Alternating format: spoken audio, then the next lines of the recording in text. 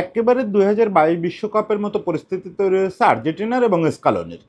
সেবারও যেমন স্টার্টিং ইলেভেনেরই কয়েকজন খেলোয়াড়ের ইনজুরি নিয়ে, ফিটনেস নিয়ে সংশয় নিয়েই আসলে আর্জেন্টিনাকে যাত্রা শুরু করতে হয়েছিল, এবং স্টার্টিং ইলেভেনের খুব গুরুত্বপূর্ণ সদস্য লেসোলসোকে বিদায় জানাতে হয়েছিল ক্যাম্প থেকে। এবারও পরিস্থিতিটা তাই। স্টার্টিং ইলেভেনে অন্তত ৩-৪ জন খেলোয়াড় আছে, তাদের ফিটনেসের কী অবস্থা সেটা পরিষ্কার কোনো ধারণা অন্তত বাইরে কারো নাই। ক্যাম্প নিয়ে নানা রকম গুঞ্জন আছে যে এই অমুকের ইনজুরি আছে, তমুকের ইনজুরি আছে। এখন গুরুতর যেটা জানা যাচ্ছে, মোটামুটি নতুন স্টার্টিং লাইন আপে কনফার্ম যে ছেলেটা থাকার কথা, সেই নিকোপাসকে হয়তো ছিটকে যেতে হতে পারে। এখনো কোনো কনফার্মেশন এফ এর তরফে বা স্কালনের তরফে নাই, তবে একটা জিনিস আর্জেন্টিনার পত্রপত্রিকাগুলো নিশ্চিত করছে, বিশেষ করে টিওআইসি স্পোর্টস, যে এমিলিয়ানো বুয়েন্দিয়াকে ছুটি বাতিল করতে বলা হয়েছে। বুয়েন্দিয়া এই স্কোয়াড ঘোষণা করার পরে তো যারা বাইরে ছিল তারা ছুটিতে চলে গেছে, শুধু এক্সট্রা কয়েকজন খেলোয়াড় নেওয়া হয়েছে তারা বাদে। বুয়েন্দিয়া সেই এক্সট্রার মধ্যেও ছিলেন না, তাকে বলা হয়েছে ছুটি বাতিল করো, তুমি ট্রেনিংয়ে জয়েন করো, তুমি তোমার মতো করে তুমি যেখানে আছো ওখানে ট্রেনিং করতে থাকো, পরবর্তী সিদ্ধান্ত জানানো হবে। মানে বোঝা যাচ্ছে নিকোপাসকে নিয়ে স্কালনের আত্মবিশ্বাসে চিড় ধরে গেছে যে ও হয়তো নকআউট পর্বে গিয়েও অ্যাভেলেবেল হবে না, সেক্ষেত্রে এমি বুয়েন্দিয়াকে হয়তো ডাকতে হতে পারে। এখন সেক্ষেত্রে আসলে টিমটার চিত্র কি দাঁড়াবে, আর্জেন্টিনার এই যে প্রস্তুতি, এই প্রস্তুতিটা কতটা ধাক্কা খাবে, বুয়েন্দিয়া যোগ হওয়ায় কি শক্তি বাড়বে না কমবে, স্টার্টিং লাইন আপে কি কোনো পরিবর্তন হবে, আমরা সংক্ষেপে আজকে এই আলোচনাটা একটু করি। এই আধুনিক ফুটবলের যুগে বিশ্বকাপের আগে আগে এবং বিশ্বকাপের শুরুটায় ইনজুরি ট্র্যাজেডিটা আসলে দেখতে দেখতে আমরা এক ধরনের হতাশার মধ্যে পড়ে গেছি। এর সমাধান কি আমরা জানি না, এমন তো না যে বিশ্বকাপ যে বছর হবে ওই বছর ক্লাব ফুটবল বন্ধ রাখা যাবে। কিন্তু রিয়েলিটি হচ্ছে, ক্লাব ফুটবলের ওই দীর্ঘ ক্লান্তিকর মৌসুম শেষে এক গাদা খেলোয়াড় ইনজুর্ড হয়ে যায়। খেলোয়াড়রা তাদের ফুল ফিটনেস, সেরা ফর্ম নিয়ে বিশ্বকাপে ঢুকতে পারে না। এই যে আমরা প্রায় বলি না যে বিশ্বকাপের খেলা কখনোই ক্লাব স্ট্যান্ডার্ড হয় না, টপ ক্লাব স্ট্যান্ডার্ড হয় না। অন্যান্য অনেক টেকনিক্যাল কারণ তো আছে, এটা আরেকটা কারণ যে বিশ্বকাপটা হয় হচ্ছে ক্লান্তিকর ক্লাব মৌসুম শেষে। আপনি চিন্তা করেন, টপ খেলোয়াড় প্রায় সবাই 3টা 4টা করে টুর্নামেন্ট লিগ খেলে আসছে, লিগ খেলছে, চ্যাম্পিয়ন্স লিগ খেলছে, তারপরে কাপ খেলছে নিজের দেশে, কেউ কেউ সুপার কাপ খেলছে, কত কিছু খেলে এখানে আসতে হয়েছে এবং সেগুলো সব শেষ করে আসতে হয়েছে। শুধু একটা দুটো জিনিস বাকি আছে, ওই যে সুপার কাপটা বাকি আছে, এরকম একটা দুটো জিনিস বাকি আছে। এখন এরকম একটা মৌসুমের শেষে এসে খেলোয়াড়রা ইনজুরিতে পড়বে, অনেকে বিশ্বকাপ মিস করবে, এটা স্বাভাবিক দৃশ্য হয়ে গেছে। দেখেন, আমাদের চোখের সামনে এখনও মাইকেল বালাকের কান্নাটা ভাসে, ওই যে জার্মানির হয়ে বিশ্বকাপটা খেলতে পারলো না, এই জাস্ট বিশ্বকাপের বোধহয় 1-2 ম্যাচ আগে, মানে সিজন শেষ হওয়ার বোধহয় শেষ ম্যাচটা ছিল এটা সিজনের, আমার মনে নাই। কিন্তু ওই যে ঘানার ওই ছেলেটার ফাউলে শেষ হয়ে গেল বালাকের বিশ্বকাপ স্বপ্নটা। আবার 98-এ আপনি রোনালদোর কথা ভাবেন না, ফেনোমেনন রোনালদো ফুল ফিট অবস্থায় মাঠেই নামতে পারলেন না। উনি যে শেষ পর্যন্ত মাঠে নামছেন, এবং মানে সেটা নিয়ে তো বিতর্কও ছিল যে এই অবস্থায় তার খেলা উচিত হয় নাই। 50% রোনালদো থাকলেও আবার হ্যাটট্রিক শিরোপা হয় ব্রাজিলের ওইবার, মানে ওই ইয়েতে, ওই ধারাবাহিকতায় 94, 98, 2002 তিনটাই হয়। যাই হোক, এইরকম ট্র্যাজেডি তো আমরা দেখতে দেখতে অভ্যস্ত হয়ে গেছি। এবারে আপনি দেখেন না ক্যাম্পগুলোর অবস্থা কি, ব্রাজিলের ক্যাম্পও জর্জরিত। খোদ নেইমার কবে থেকে অ্যাভেলেবেল হবে এটা কেউ জানে না। মানে এই যেটা আঞ্চলিকদের খুবই স্বভাব বিরুদ্ধ, নেইমার এখনো ট্রেনিংয়েই যোগ দিতে পারেন নাই, নেইমারকে উনি নিয়ে যাচ্ছেন ইউএসএতে। কবে কোন রাউন্ড থেকে সে অ্যাভেলেবেল হবে তা কেউ বলতে পারে না। এরকম অলমোস্ট সব ক্যাম্পে ছোট বড় দুশ্চিন্তা আছে। কিন্তু আর্জেন্টিনাটা একটা প্যাটার্নে পরিণত হয়েছে যে আর্জেন্টিনার ওই স্টার্টিং ইলেভেনে যে বছর স্কালোনি, এই গত বছর আর এবছর, যে ছেলেটাকে ম্যাজিক ম্যান মনে করেন সেই ছেলেটাই ঝামেলায় পড়ে যায়।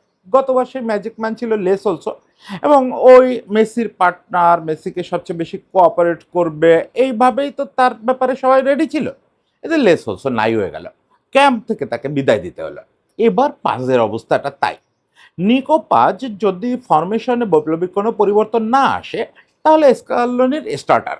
খুবই ভার্সেটাইল একটা খেলোয়াড়, খুবই ভার্সেটাইল একটা খেলোয়াড়। ডান সাইডে শুরু করবে, শুরু করে হাফ স্পেসে এসে খেলবে বা ভেতরে ঢুকে অ্যাটাকিং মিডফিল্ডারের রোল প্লে করবে। মেসির জন্য অসামান্য স্পেস ক্রিয়েট করে দেবে, নিজে গোল থ্রেট তৈরি করবে, গোলের উৎস হবে। নিকো পাজের মতো ভার্সেটাইল ফাইনাল থার্ডের খেলোয়াড় খুব কম আছে। শুধু ফাইনাল থার্ডের কথা বললে ওরে ছোট করা হবে, ও তো আসলে অনেকটা মাঠ জুড়ে খেলবে, অনেকটা মাঠ জুড়ে খেলার কথা। এবং মানে নিকোপাসরে মনে করা হচ্ছে যে এবার বিশ্বকাপের হয়তো চমক হইতে পারতো সে। চমক বলতে আননোন কেউ না, এবার বিশ্বকাপের নয়া হিরো হয়ে যেতে পারে।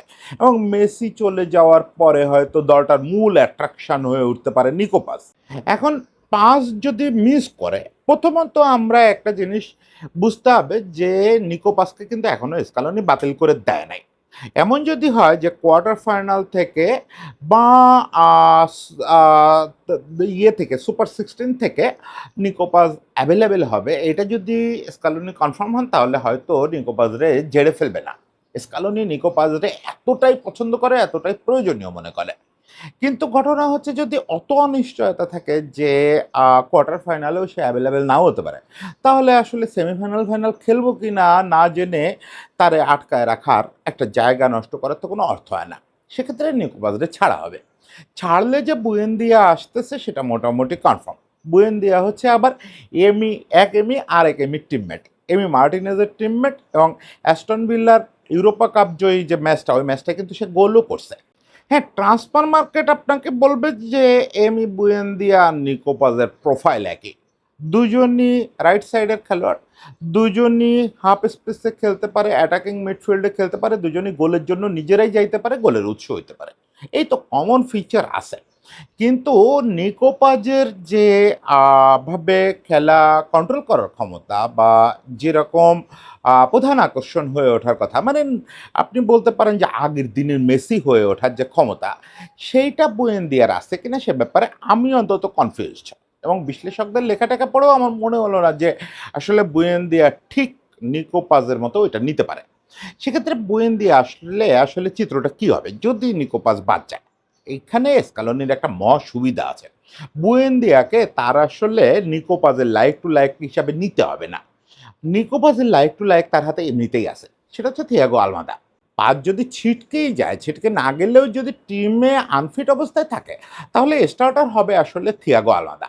এবং আলমাদার ফিচারটা আসলে ওই নিকোপাসরে যেটা বলতেছি, পার্সোনালি স্কালোনি বাদ দিয়ে যদি আমারে জিজ্ঞেস করেন, আমি তাহলে ওই রোলে আলমাদাকে নিকোপাসের আগে দেখতে চাই।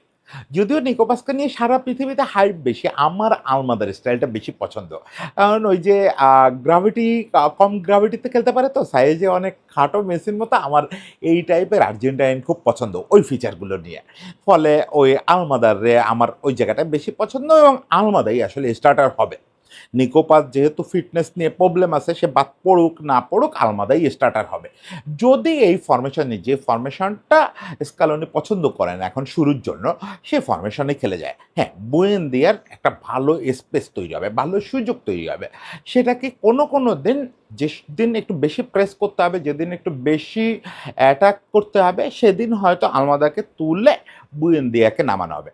আবার এমনও হতে পারে বুয়েন্দিয়ার কপাল পড়তে পারে অন্যভাবে। ওরকম সিচুয়েশনে যদি স্কালোনি সিদ্ধান্ত নেন 4-4-2 খেলবো, তাহলে আবার আলমাদাকে তুলে নামায় দেওয়া হবে হচ্ছে লাউতারোকে। লাউতারো আলভারেজ দুজনই মাঠে থাকবে। মানে পাজের এখন যে অবস্থা, তাতে তার পক্ষে আসলে অন্তত শুরুর দিকে বিশ্বকাপ খেলার সম্ভাবনা তো খুবই কম। আর বুয়েন্দিয়া ঢুকলেও যদি পাস বাদও পড়ে নাও পড়ে, কোনো ক্ষেত্রেই আমি আসলে বুয়েন্দিয়াকে স্টার্টার হিসাবে দেখতেছি না। আমার কাছে মনে হচ্ছে স্টার্টার হবে থিয়াগো আলমাদা। এবং মানে বুয়েন্দিয়াকে আসলে নিকোপাজের বদলে ঢুকলেও নিকোপাজের ওই জায়গাটা নেওয়া হবে না, তাকে হয়তো সুপার সাব হিসাবেই থাকতে হবে। যাই হোক, শেষ পর্যন্ত তিনজনের জন্যই শুভকামনা। থিয়াগো আলমাদা, বুয়েন্দিয়া এবং নিকোপাজ। নিকোপাজ বিশ্বকাপ দলের সঙ্গে থেকে আমি জানি না শেষ পর্যন্ত ম্যাজিক্যাল মোমেন্টে সে গিয়ে সুস্থ হয়ে দলকে সার্ভিস দিতে পারবে কিনা। পারুক বা না পারুক, ছেলেটা বাবার স্বপ্ন পূরণ করতে গেছে, ওখানেও বাবার মতো বিশ্বকাপ খেলতে গেছে। আই হোপ যে সে দলের সঙ্গে থাকতে পারবে। শেষ পর্যন্ত যদি বিদায় দিতে হয়, নিশ্চয়ই স্কালোনির চেয়ে বেশি কাঁদবে না কেউ। স্কালোনির পছন্দের ছেলেগুলারে এই প্রত্যেকবার কীভাবে যেন তার এইভাবে বিদায় দেওয়া লাগে। সবার জন্য শুভেচ্ছা, সবার জন্য ভালোবাসা।